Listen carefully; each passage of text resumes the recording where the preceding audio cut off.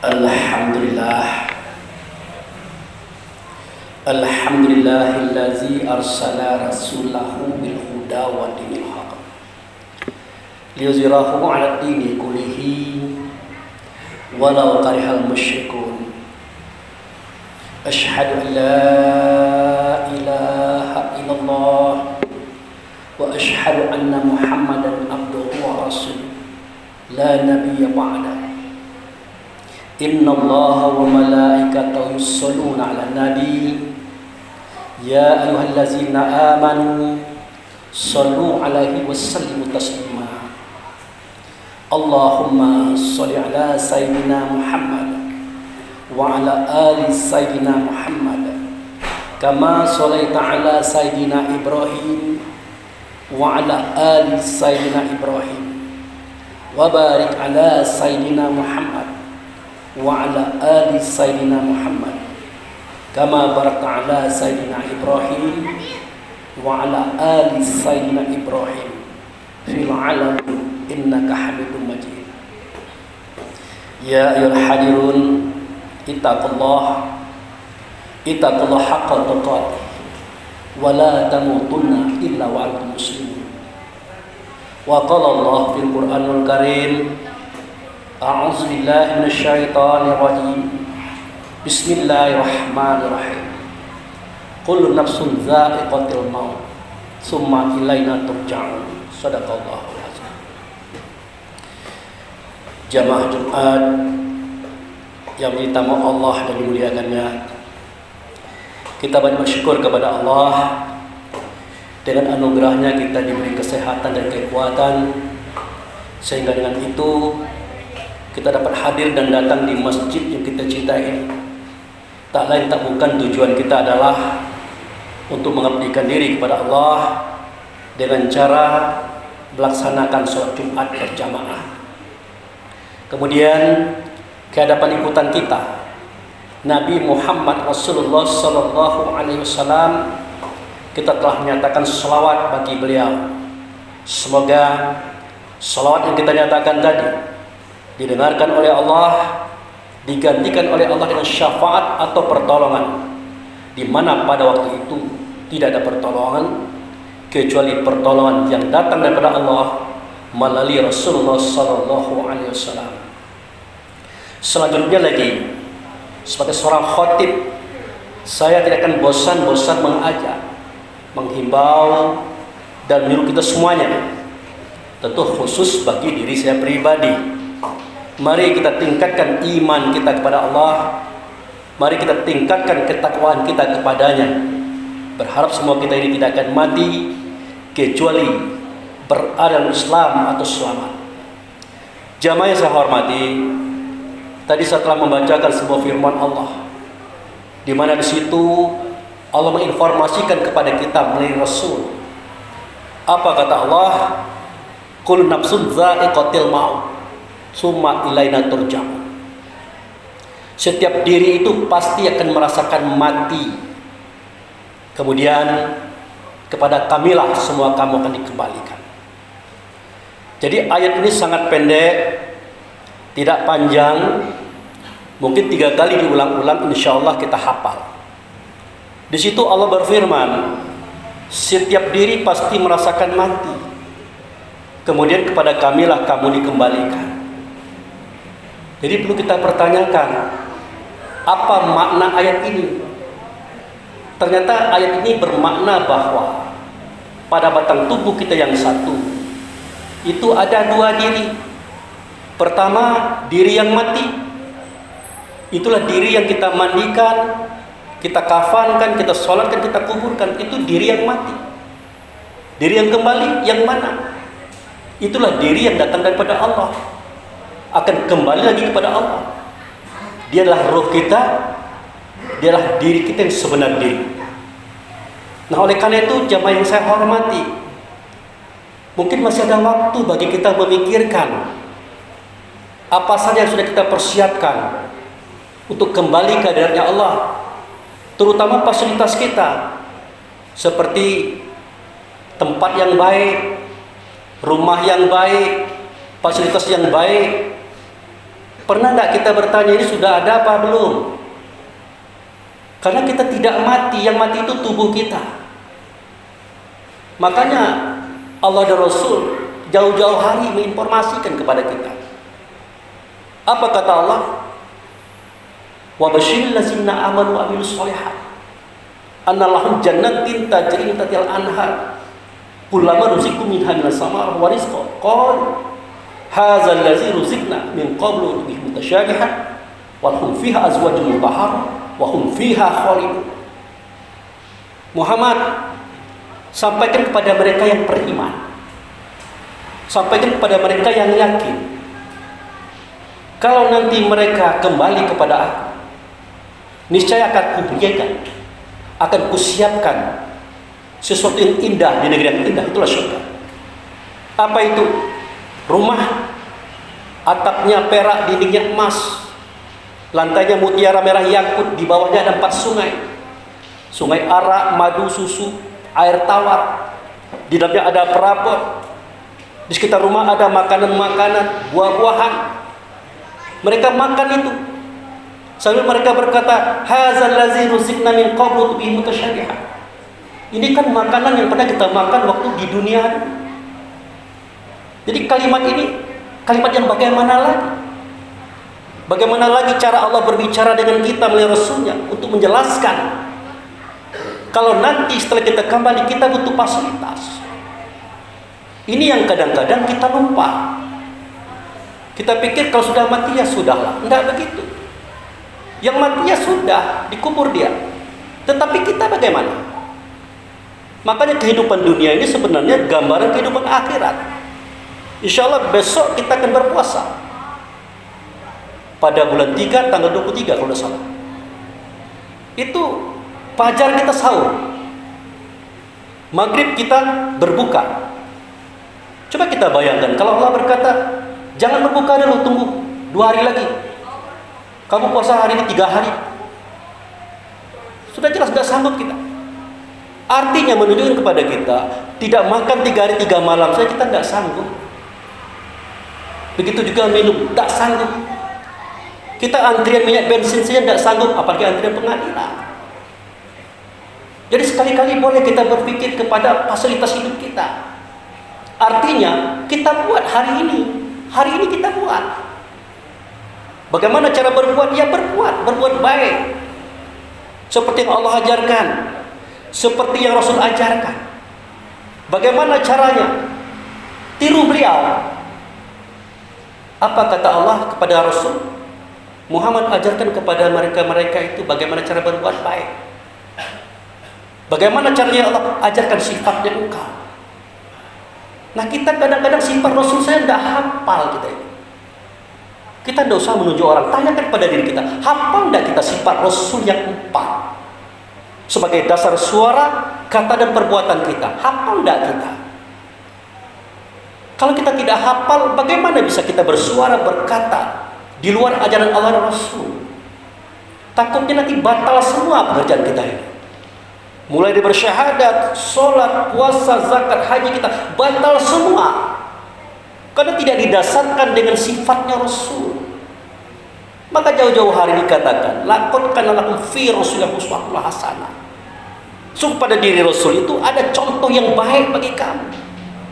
Contoh untuk kamu kembali kepada aku itu Rasul.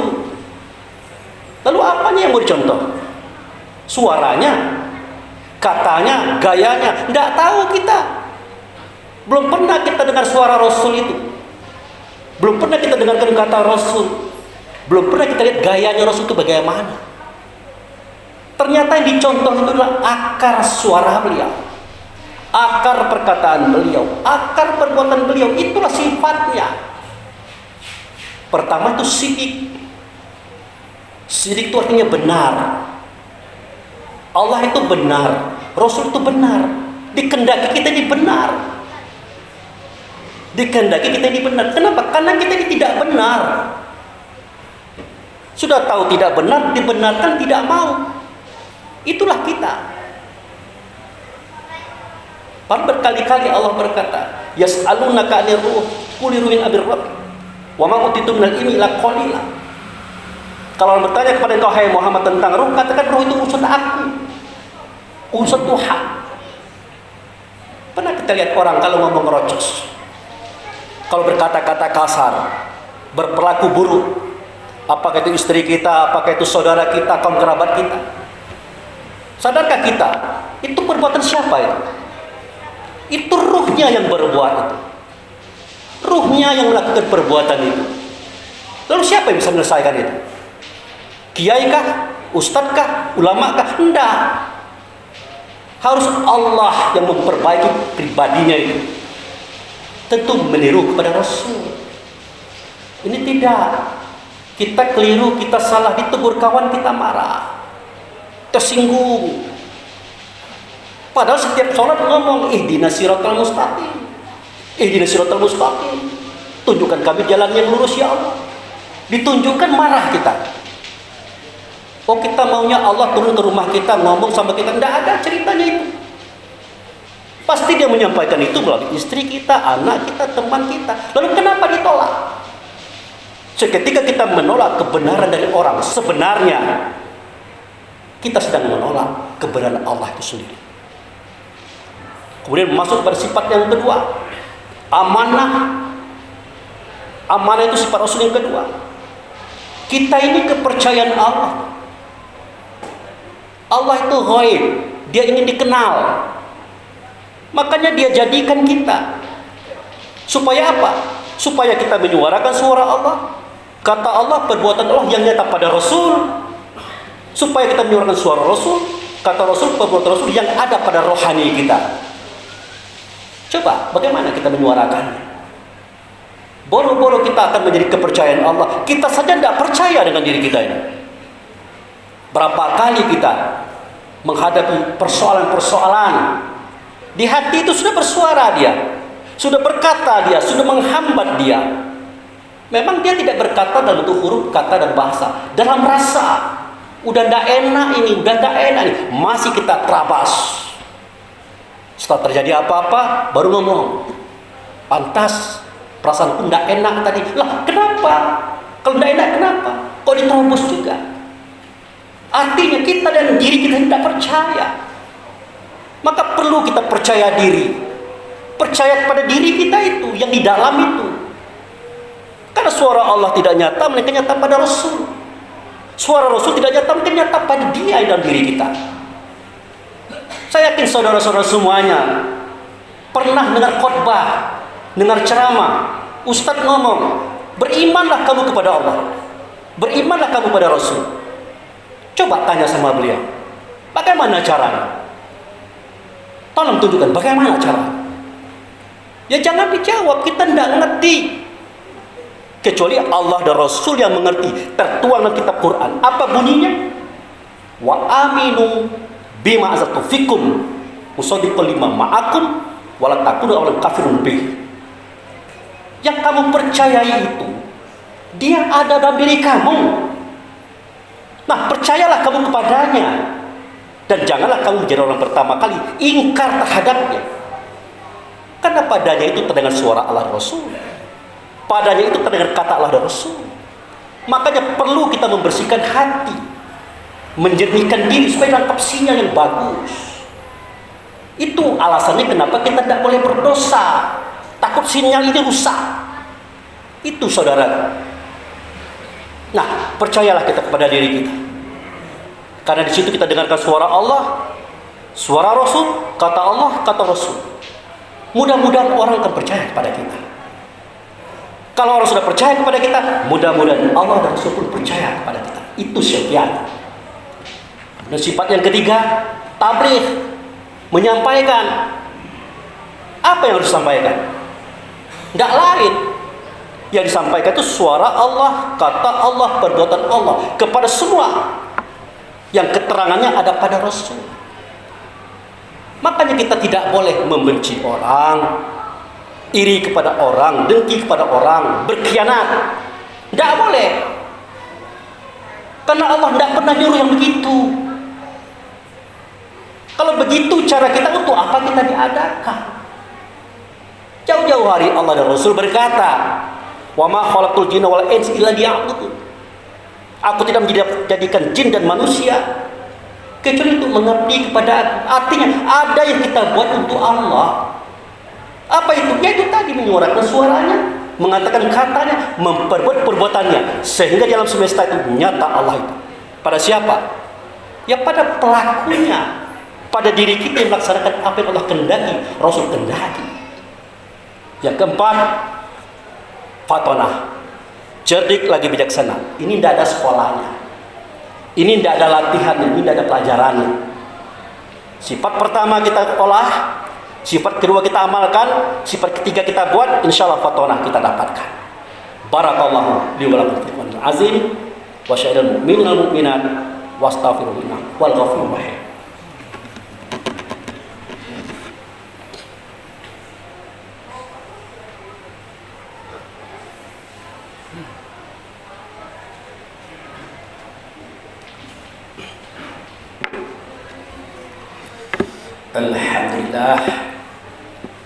Alhamdulillahillazi arsala rasulahu bil huda wa dinil haq liyuzhirahu 'ala ad-dini kullihi walau karihal musyrikun. Asyhadu an la ilaha illallah wa asyhadu anna Muhammadan abduhu wa rasuluhu la nabiyya ba'da. Allahumma shalli 'ala sayyidina Muhammad wa 'ala ali sayyidina Muhammad. Amma ba'du.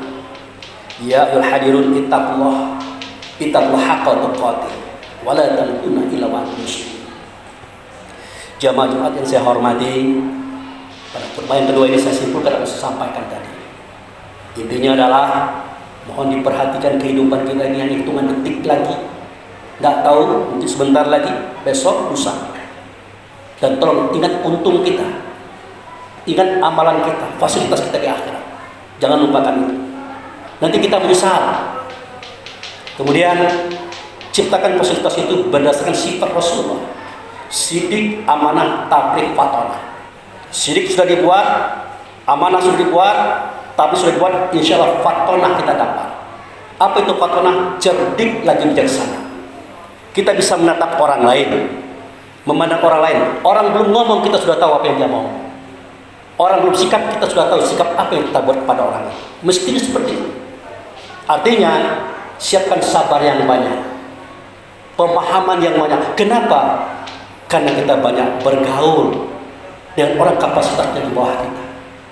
Apa kata Nabi? Kamu berbicara dengan orang di atas kamu nyaman. Berbicara satu gelombang dengan kamu aman. Berbicara dengan orang di bawah kamu hati-hati. Kenapa? Karena dia akan mengartikan apa yang kita ucapkan itu seperti apa yang dia pikirkan. Mari kita berdoa kepada Allah, semoga kita dapat petunjuk, arahan, dan kita diselamatkan. Na'udzubillahi minasyaitonir rajim. Bismillahirrahmanirrahim. Ya Allah, ya Rahman, ya Rahim, ya Malikal Qudusus Salam, ya la ilaha illa anta. Allahumma ya Allah, fi hadza zuhri hadarna fi atratika. Aina hadarna fi atratika bizabina katsira. Fazallika faghfir lana ala dzunubana, faghfir lana ala dzunubana, faghfir lana ala dzunubana. Rabbana zalamna anfusana wa illam taghfir lana wa tarhamna lanakunanna minal khasirin. Rabbana ighfir lana wa liwalidayna warhamhuma kama rabbana syaghira. Allahumma ighfir lil mu'minin wal mu'minat, muslimin wal muslimat, al ahya'u minhum wal amwat. Rabbana hab lana min azwajina wa dzurriyyatina qurrata a'yun waj'alna lil muttaqina imama.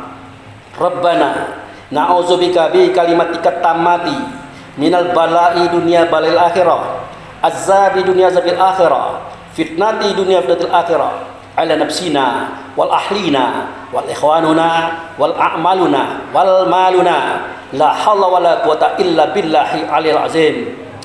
Rabbana fataqabbal minas sholatana wa siyamana wa takhasu'ana wa tadarru'ana wa zikrina wa qira'atal qur'anuna innaka ghafurur rahim.